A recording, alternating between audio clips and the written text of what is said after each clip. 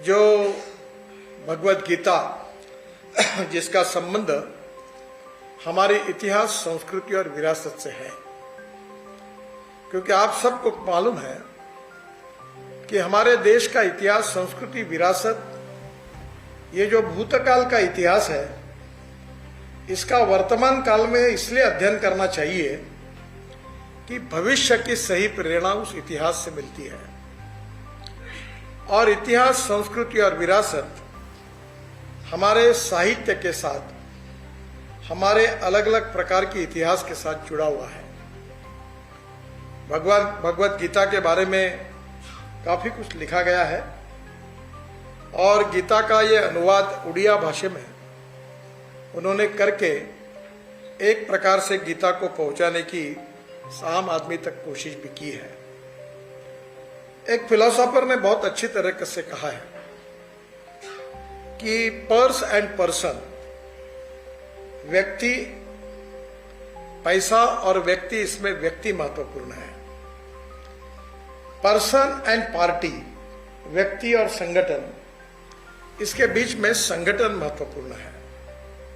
And party and philosophy, यानी व्यक्ति और सिद्धांत, वैचारिक सिद्धांत जो होते हैं, फिलॉसफी होती है, वो फिलॉसफी सबसे महत्वपूर्ण होती है।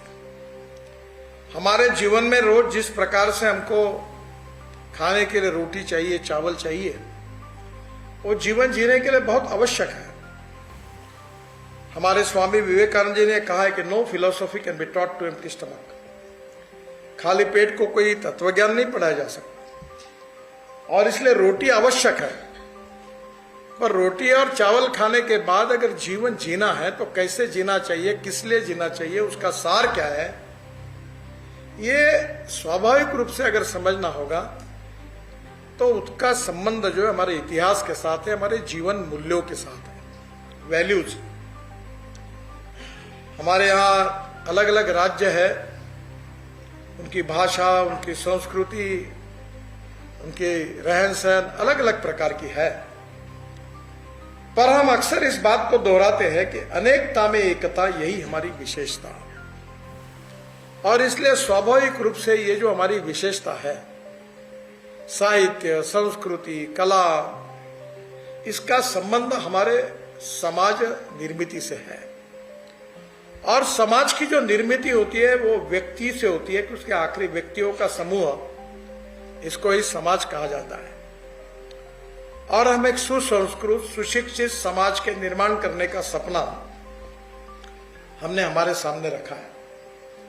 और यह सुसंस्कृत समाज अगर बनाना है तो शिक्षा का भी उतना ही महत्वपूर्ण योगदान है।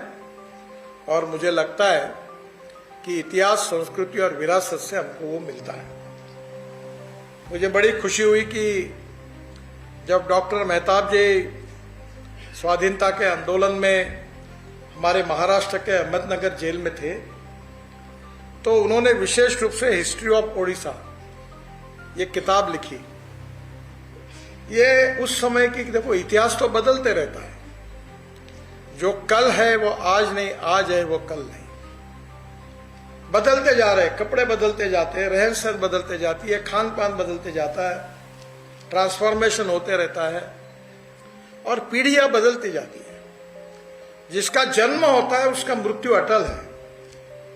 ये हमारे सृष्टि का यावत चंद्र दिवाकरो ऐसा नियम है, इसके लिए कोई अपवाद नहीं है।